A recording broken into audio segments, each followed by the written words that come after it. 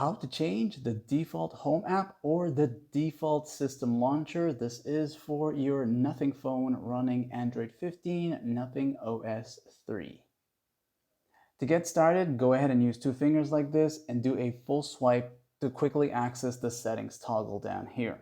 Once in this section here, you'll now go down to where it says apps. So keep going down until you see apps right here. As you enter into apps, you'll look for default apps right here. Once here now, you're going to look for Home App. You're going to find it right here.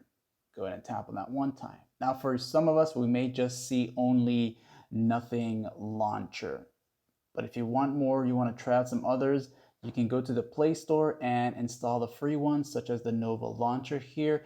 I'll take you to the Play Store and show you which ones that you can also install for free. Once in the Play Store, you have this one here, which I've used in the past. This one is also good. And you also have the Nova Launcher, which I have installed. So I would recommend those two if you don't like the Nothing one. And you can also come back and change these settings at any given time. And of course, once you select the new launcher, you will be going through a few prompts to go through the setup because it's not a simple change, like in said.